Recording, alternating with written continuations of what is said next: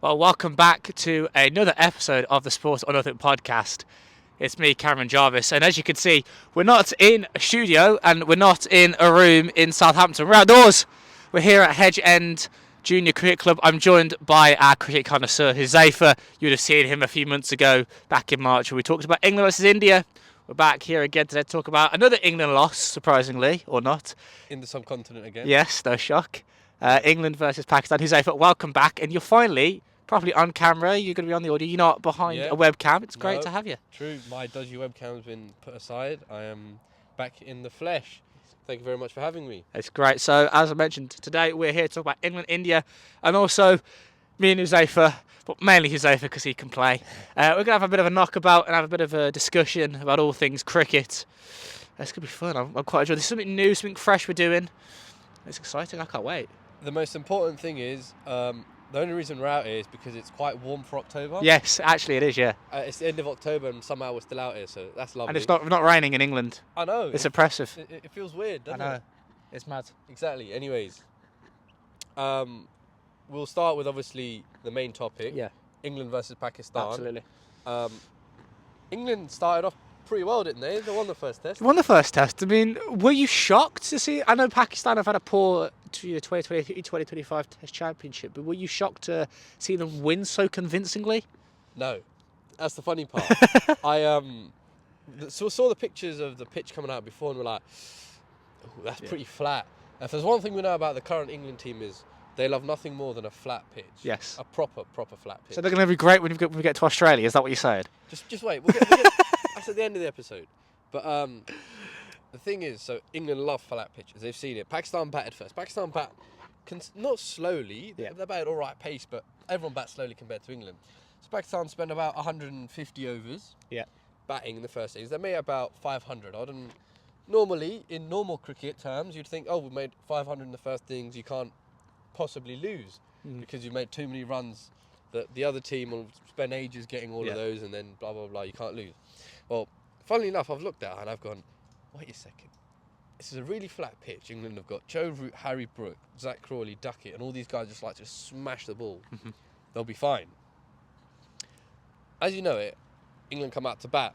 And obviously Ollie Pope had to go out and open because Ben Duckett injured his finger on the last ball of the other innings, which was... It was a good catch by Ben Duckett, that he took, wasn't it? It was funny because Joe Root actually bowled a bouncer bowling off spin, and the guy cut it to first slip, and Ben Duckett kind of like... He caught it and got out. So the surprising part was that I didn't expect it to happen that quickly. I expected England to match the score, but England batted so fast that they batted one over more than Pakistan. Pakistan batted 149 overs and scored 500 and something. England batted 150 overs and scored 830 something, which was the fourth highest score ever in the history of cricket. It was put down because of Joe Root and Harry Brook's incredible partnership. The highest partnership for England, I think, now all time. It was definitely the highest in about 50, 60 years. But I think highest ever now. England, Harry Brook and Joe Root also surpassed the partnership, like we said, for I think in the fifth wicket as well. I think it was incredible. They broke a lot of records. Harry Brook became the first Englishman to score a triple hundred since Graham Gooch back in 1990 something. Yes, 97, I want to say. Yeah, something like not before that, I think. But yeah, two let us know. Yorkshiremen. Let us know in our comment section. Two Yorkshiremen absolutely slapping it abroad in Pakistan on a flat pitch. Who'd have thought? I know. I would have thought it would have been the Surrey boys, but no. That's not how it. The Yorkshiremen score all the runs. That's how it works. Yeah, that was a good start to the England innings. But how did you feel at that point?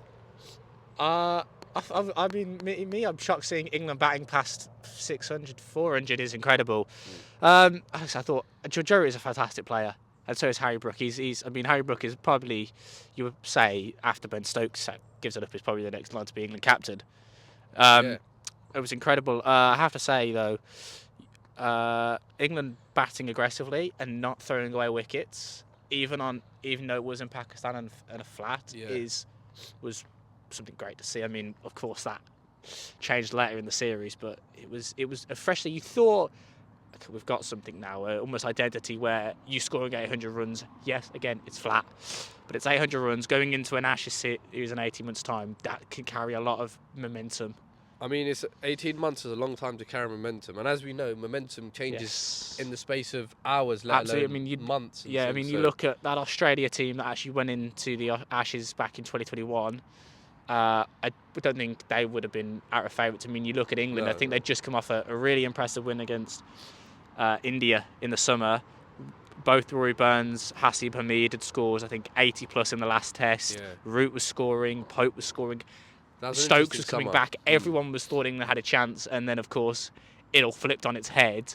But we'll go back to that Pakistan test. I thought England played a level of maturity. Because you have to bat, I think, time in Pakistan, but you have to score runs as well. It's a balance. The balance is exactly what you're on about. The balance was perfect because Harry Brook and Joe Root had the perfect tempo between. Yeah. So it's actually quite different, Harry Brook and Joe Root. So Absolutely. Joe Root scored most of his runs through singles and doubles just because he's that good. He can basically hit the same ball in 6 different places and take runs in 6 different places, which means fielders have to go from there to there to there. Being a captain, he screws your brain. Weirdly enough, Shan Masood is actually the Yorkshire captain and the captain of Pakistan. And 2 of his players, Harry Brook and Joe Root, smashed his teammates all around the park. But yeah, anyways, Joe Root's milking it, just 1s, 2s. Gets to 200 and whatnot. He made his highest test ever score, beating his old one against Pakistan at Old Trafford a few years back. Yeah, I remember watching that knock, Yeah, and Harry Brook went about quite differently. Nasser Hussain said it quite well. He's got the flair of Kevin Peterson, where he can like smack a ball for 4 and it looks like wow, like T20 style. But he's also got the Yorkshireness of Joe Root, where you can just kind of, you know how to bat time and take 1s and 2s and build innings. So it was just incredible to see. They absolutely murdered it, and it was 500 runs where they scored it so quickly Pakistan couldn't put any pressure back on, and they were always on the back foot, which is when you're trying to score such big runs, you can't. It's not just the case of we're going to bat for 2.5 days and we'll get 800 runs. You've got to make sure that you're on top of the other team so that they can't put any pressure back on you, which they couldn't. And those 2 lads did it to a T. Yeah, it was a great sort of reversal by England, a counter punch. What is a counter punch? It was more of a. If it was a tug of war, they'd been getting pulled in for the majority of the time, and then once they pulled back. They didn't. It wasn't a sharp pull, but it was a strong pull where they pulled Pakistan in so far that it basically killed them. So then when Pakistan came out to bat, like, you've just been smashed for 800 runs. They're going to feel You're gone. mentally cooked. You're physically cooked. You're not ready for it. Chris Woakes bowls a half volley, and Abdullah Shafiq plays all around. He gets bowled, and from there it just fell off a cliff. And who would have thought by the next morning, day 5 of the morning, England have won by an innings and 100. It's incredible runs. as well. It's crazy. We'd been waiting for a long time, that entire sort of England top 6 to say, right. It wasn't the entire top. Yeah, 6. no, we'll get that, but we'll sort of just say, look, we're going to now put on runs. Crawley did it, Root did it, Brook did it, Smith did it. I mean, I don't know. I mean, Root obviously. Root as well. And then the flip side, Ollie Pope, averaging about 30 yards in 50-yard tests. In the previous England regime, that would have had him dropped by now. A poor series in Pakistan. What do you make of him and Ollie Pope and the struggles he's had, not only just in Pakistan, but also the summer just gone, where it was another difficult summer for him? So obviously, in the first test, I can't really count that because he was forced to open all of a sudden. He went out because he'd been sort with Dan Lawrence in the summer, and now it's but he'd been forced to open because Ben Duckett got injured. That literally the ball before. Yeah. So he'd gone out to open. Fair enough. He's played a pull shot, trying to put pressure on the guy. Ahmed Jamal's taken an absolute wonder catch. Oh well. Yeah, it was a great stuff catch. happens, right? Forget about that game. They won. That's the only time he batted.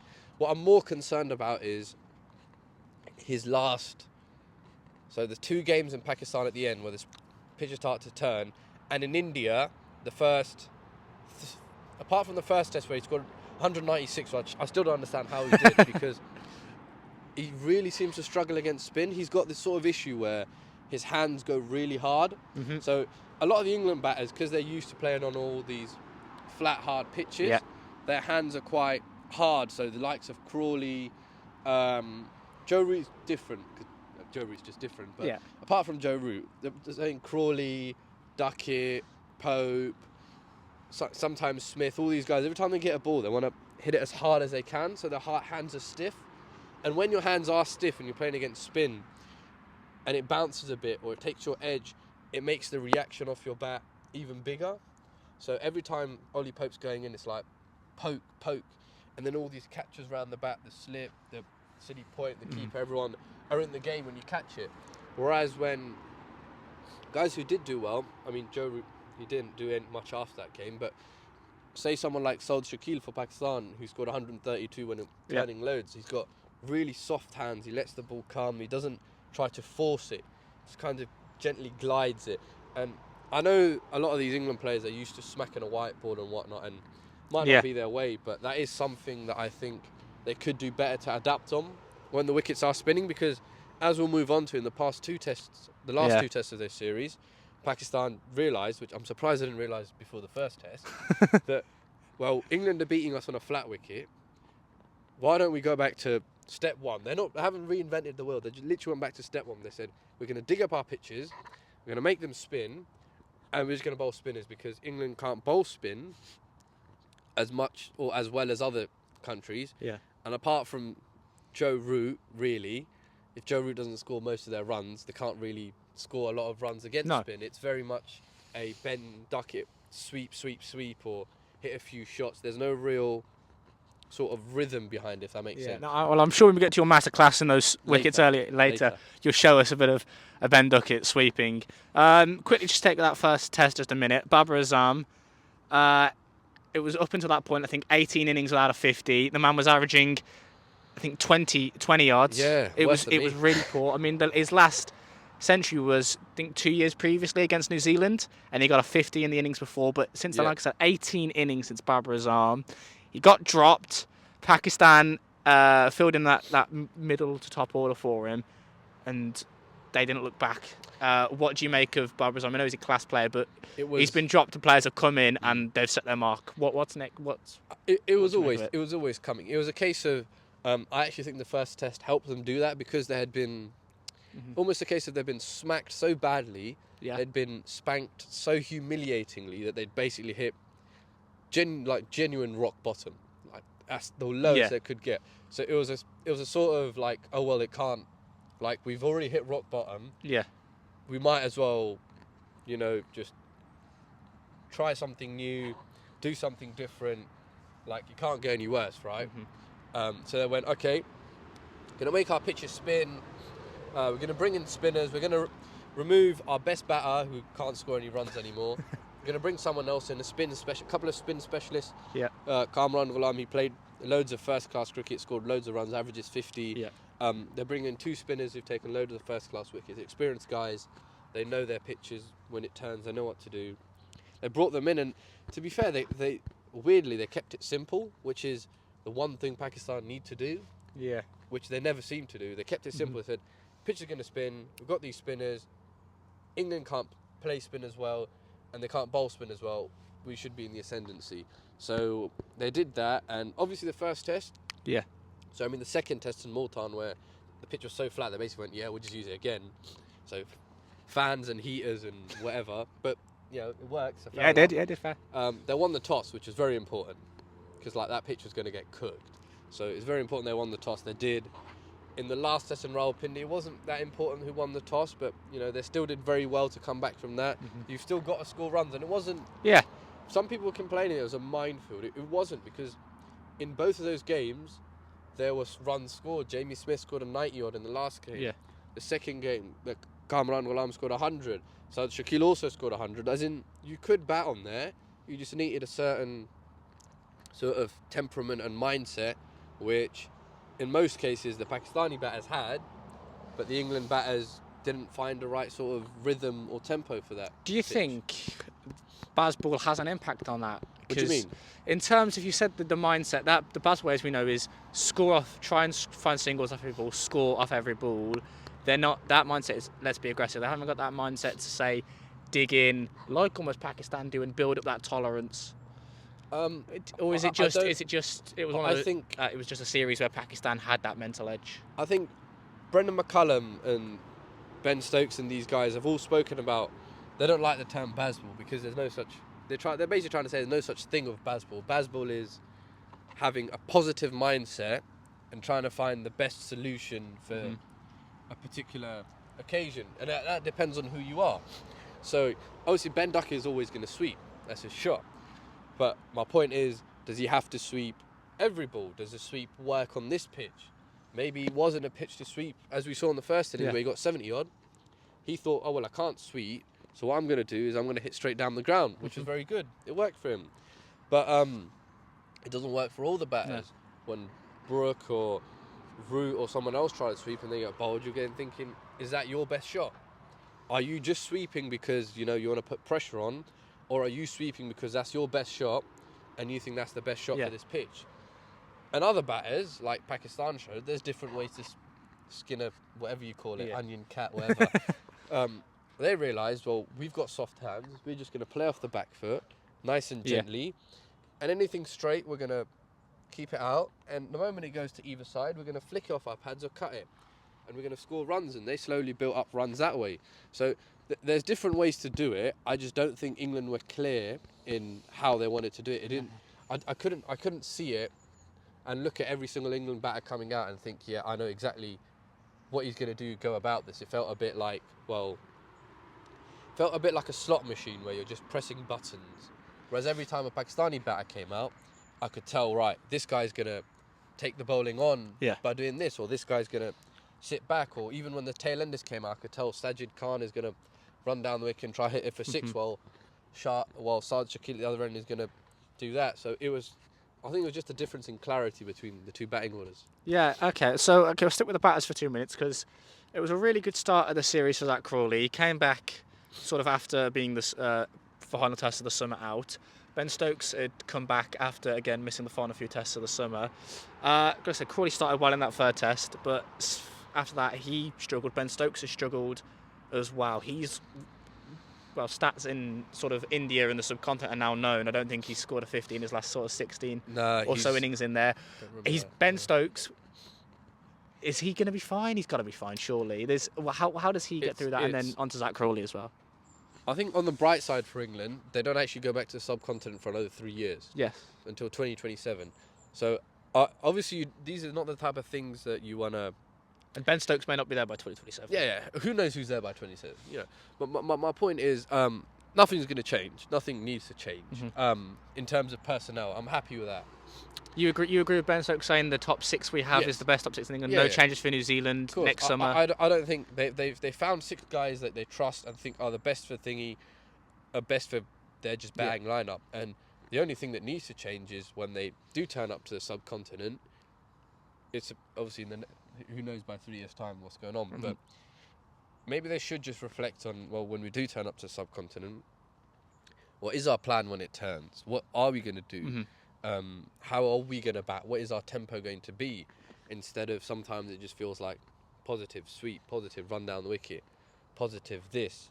And it feels a bit like a lack of plan, even though it is positive, if you know what I'm saying. Okay, are you, like I said, top 6, you're completely fine with that for New Zealand for the summer, for the Ashes? Yeah. Let's say Zach Crawley, you said last time you were on here, make him a knighthood. 2 guys who, Brendan McCullum even said this, the last 2 guys who successfully opened in England, they've both been knighted. Now we call them Sir Andrew Strauss and Sir Alistair Cook. So it's not exactly an easy thing to do. So you said a prediction we're going to get a Sir Zach Crawley in about 20 years, 30 years.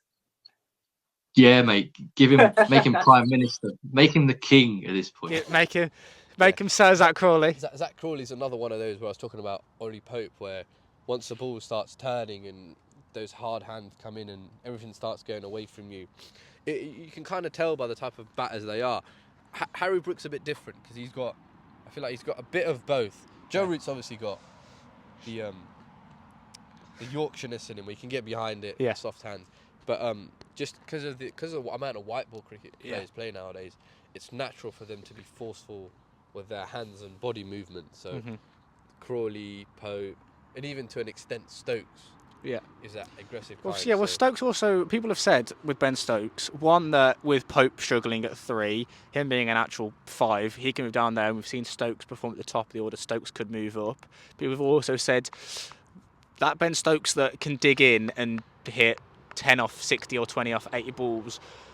We would like to see that again. Just someone who we know can dig in. What do you make of that? Is it just seeing that part of Ben Stokes, someone who can dig in and then be aggressive?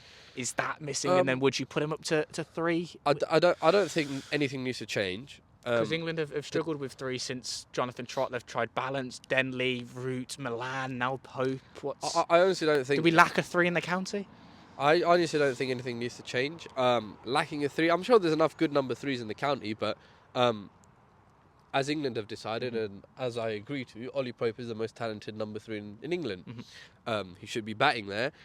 The point is that now he's there, he's going to stay there, he's vice captain, and they have to find a way of trying to get some sort of consistency out of him. So I don't think Ben Stokes should move up. In regards to Ben Stokes' batting, I understand it can be a bit... he had a tough tour of India, and the last, you could say, 24 months, he's been very... I wouldn't say injury prone, but he's had quite a few injuries. His knee, his hamstring. So having to come back from that, and all I'm saying is, apart from maybe the last couple tests where you could maybe sense a bit of mental and physical fatigue in Ben Stokes, he's captained brilliantly. So that's almost his main role now. It's weird, he's changed. So you say he's no longer that game winner, that big game winner. Of course he is, but his main role is the captain of the England Test team. Like, how big is that as a job? That's huge, the captain of the England Test team. So it sometimes does mask his lack of batting form, or when he starts. I feel like when he starts bowling, his batting will get better because he's one of those cricketers who has to be involved in everything. Yeah, he does. He has to be a part of everything, and once he starts bowling regularly, which I don't know if he will be in New Zealand, he might do, but once he's part of everything, his bowling will get better, his batting will get better, because all his confidence will just rise, and not that he doesn't feel like he's doing anything now, but in the back of his mind, when he sees the bowlers doing something, he'll think, can I bowl? Can I do this? And this wasn't the right time for him to bowl anyways, because the pitch is turning that much. Yeah, just give some spinners. Everton picked three spinners in that last innings. That's the point. So it wasn't the right time for him to bowl, but I do think better times are coming, and it's one of those where yes, England have lost back-to-back series in the subcontinent when it turns. They've got 3 years now. They can work on that in the background. It doesn't need to be at the front of their mind. They've got other more important stuff. New Zealand, India, Australia. They've got, like I say, great bowling attack in New Zealand and a batting attack who have just beat India for the first time since 2012. England, surprisingly, were the last team to do it. Should England be worried about what? New Zealand? And because it was a tough ask last time out. New Zealand are weirdly they're not unpredictable, but they're predictably stronger than you think, if that makes sense. I mean, they've got an incredible batting lineup and that bowling. No, I don't think that. I think New Zealand, what they are, you always know that they will be incredibly professional, and you always know that there will be a good game. So in the example of India, I came into that series thinking, well, if India perform anything like they do, they'll win 3-0.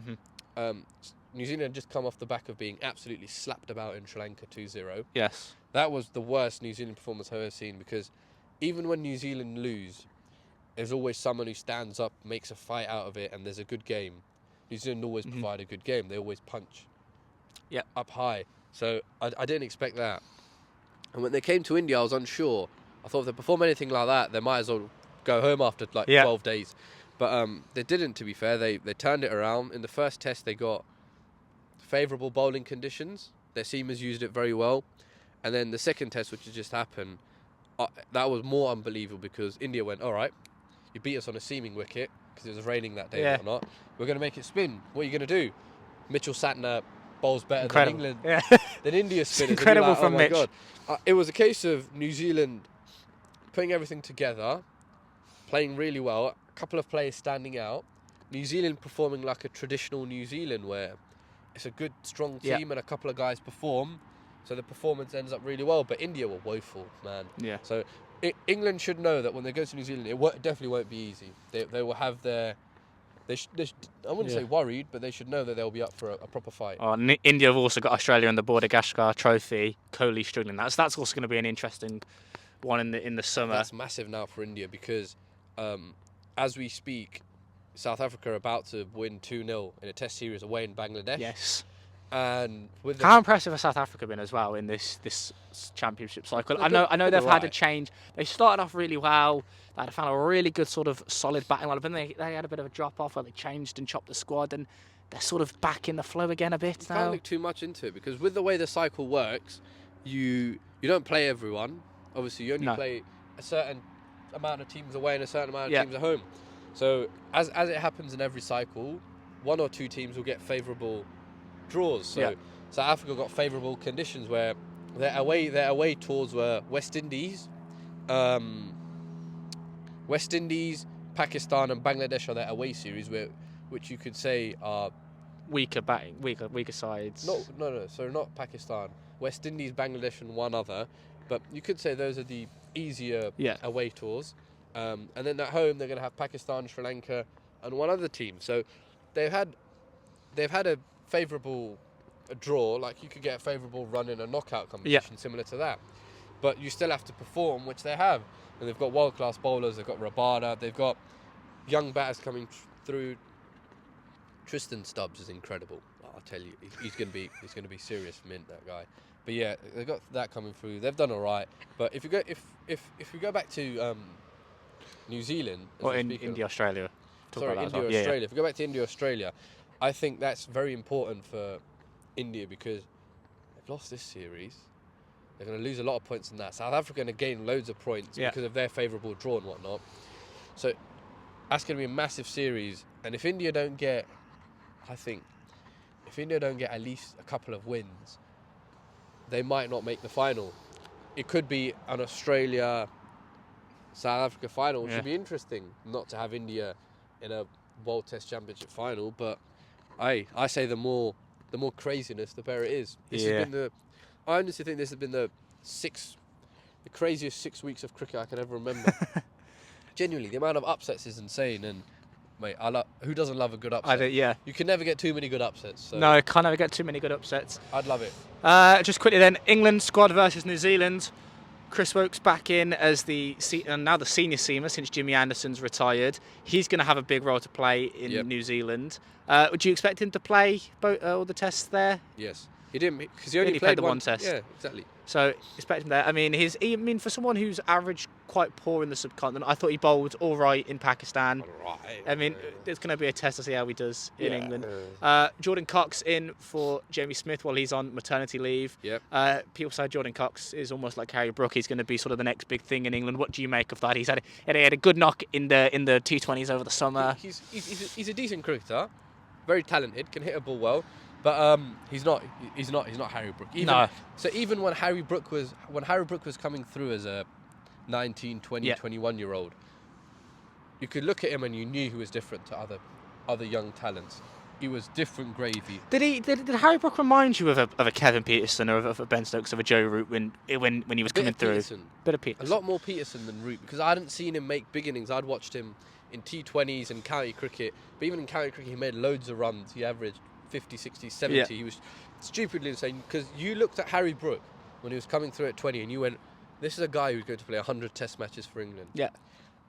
I've watched a bit of Jordan Cox, but he doesn't stand out like that. He's clearly talented, but there's a difference between next prodigy and talented player, if that makes sense. Is it as well the fact you're going to miss out on Jamie Smith, who was coming, and people raised a bit of eyebrows at the dropping of Johnny Bairstow. He started well in the summer of 2022. His mixed results, and as well Bairstow not even getting almost a farewell send off in the Red Bull format, but and that was a bit of controversy. People saying, maybe really. Bairstow should come in and get a farewell, but Smith's come in and he's done incredible. He's going to be difficult to replace for at least the first test in that series. Just on that, there are no such things as farewells in sport.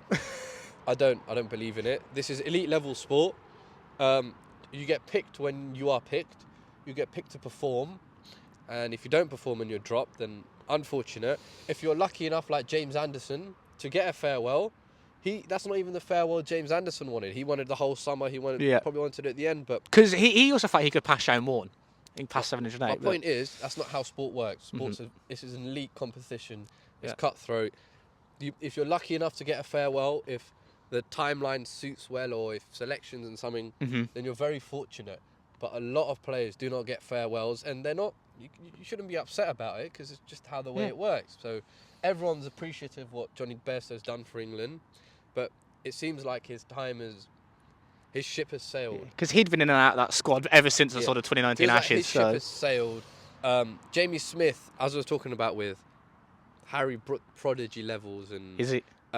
Jamie Smith was very close to that. When I was watching Jamie Smith at Surrey on a cold March morning, just whacking the ball everywhere, you're like, God, this guy's he's England's next. For about 18 months before, everyone was saying this could be England's next Test wicketkeeper. Everyone knew it. The same as Harry Brook. For about 12, 14 months, everyone was like, he's going to be batting 4 for England soon. Yeah. With Jordan Cox, it's not exactly the same. He's still very talented, but yeah, they're going to miss out on that top tier level, incredible talent of Jamie Smith. Coming in at 6, and he can dig you out of a hole so many times.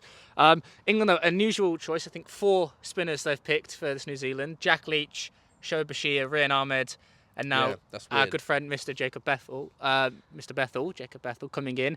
You've spoken a lot about him and mainly his accent. Yeah, the Brummie Bayesian. I love that. It's great. Honestly, this man, you probably said a bit earlier, we'll get him doing a bit of a South African impression as well. I will not be doing that. It's quite good. As I like to say with Jacob Bethel, he's Caribrum. Caribrum. I love that. I'm a Brummie myself, so I'm quite appreciative of that. Anyways, moving on. 4 spinners in New Zealand. We said Rian Ahmed has probably been taken for just the experience and the not experience. He can bat.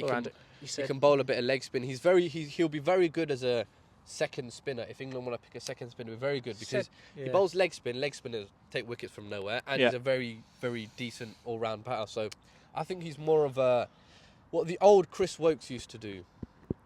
If that makes sense. Yeah. The old Chris Wokes, where he'd bat at 8, get some runs, come on first, second change, get wickets. So if they use Rehan Ahmed, I think that's how they use him. Jack Leach in. Is Jack Leach in? You said yesterday he was perhaps more of a second line spinner, but is he in as well? Just the fact of he did quite well in Pakistan. Is that why he's in? No, not just Pakistan. I think he did quite well in the summer because obviously he got injured before that, didn't play. He came back in the summer, did very well for Somerset, got loads of wickets. Yeah, he did. Kept Bashir outside. But my point is I think England have emotionally moved past Jack Leach as being their star spinner because he's still a very good spinner. He puts you in a good area, he can turn it, but he obviously doesn't have the same raw qualities as Bashir in terms of height, grip, turn, bounce, everything. Well, Bashir's nowhere near the complete bowler yet, and no one expects him to be. He's 22 and he's barely played cricket, to be honest. He's got a lot of cricket ahead of him. Exactly. So they're still trying to build up Bashir. They're learning on the job, as you say. So he'll still be their main spinner, I believe. And Jack Leach will still be there for experience. If they want to use him in a game, they might do. And who knows? Those are 3 spinners covered. And who's then the 4th one again? Bethel. I don't know. He's not really a spinner. Not really spinning, Just a You say you bought a bit of part-time yesterday. You were but that's more in white ball. I think he'll be, if anything... Is he batting cover for... He's batting cover. What do you make of that addition of Jacob Bethel? I thought it'd be more white ball. I didn't expect it to come in the red ball, but as we know, it's very interchangeable nowadays, especially with Brendan McCullum, who's now the all-format coach, white ball and red ball. I'm going to say, do you think Brendan McCullum, now he's all format sort of coach, do you think he wants that mix of across 3 formats? Because there's room, talks about Ben Stokes going back to the T20 and the ODI now. Did you see that interview? Yeah, I did see it. He's like, oh, you'll find out when you find out. No, the other one. Oh, the other one. At the end of the summer in Durham. Yes. I posted a clip of it. Where he's like, if they want me back, I'll come. Yes. Yeah. If they call me, I'll definitely say yes. But if they don't want me, I won't be upset. And any normal man translates that as, please call me. Yeah. Yeah, so do you think McCullum wants this sort of mix now? Because we saw for many years England players playing in Test cricket or playing in the white ball cricket, and then sort of since COVID, there's only really been a couple playing regularly white ball cricket and regular red ball, unless it's a tournament where Joe Root and Ben Stokes come in. What would you make of that now happening with McCullum coming in? Fair, the style he plays is similar to white ball, but he'll still need qualities of a red ball player. So, say for example, Phil Salt, he played a bit of first class cricket for Lancashire over the summer, but that's just to prove that one of the big things that McCullum wants, it's not all about attack Yeah. like it is in T20 ODI, where you smack every ball if you get out, oh well. In Test cricket, he's spoken about absorbing pressure and getting it back. And one thing you will realise in all of the selections, especially the batters, is they can absorb pressure when needed. Yeah. But they also have the ability to put it back on. So it's a very particular type of player who's got both skill sets, which is hard to find, but that's what it should be if you're picking a Test batter. Yeah. It shouldn't be easy. Not everyone should have those skills. Mm-hmm. And also, Ollie Stone, still the outright pace replacement for Mark Wood while he's recovering from his injury. I saw Ollie Stone on that first Test back with fans back in 2021 against New Zealand. Yeah. And I have to say, the crowd was so behind Ollie Stone, wanting to see him take wickets, wanting to see him succeed. He is just there for cover for Mark Wood. Of course, Mark Wood, though, he's probably got maybe this Ashes tour, and you don't expect him to get to England in a few years now. His shelf life he's there, and he's still bowling very well. But what do you make of Ollie Stone? And is he the next pace, or is that Bryden Carse, who has also been selected? Because I very much think it's Bryden Carse. I would agree. The skill set Bryden Carse has, as we saw in Pakistan, was exceptional. He's so quick as well. He's fantastic. It's not just the pace. It's pace, reverse swing. He's got a load of different skill sets that he can use in many different conditions. So I think England are going to use, for their seamers, it will be Bryden Carse and Matthew Potts as their enforcer seamers going forward. Obviously, Stokes bowls when he does, and Chris Wokes is around, and I think they'll start bringing other guys as it goes along. So. Yeah, well, absolutely. So that is the sort of talk done. I guess we'll talk a bit more when you get into the nets, but we're going to change it up now. We're going to get you into the nets, and let's have a bit of a masterclass from Huzaifa. Let's see if I can. Yeah, let's go for it. Yeah. Let's go.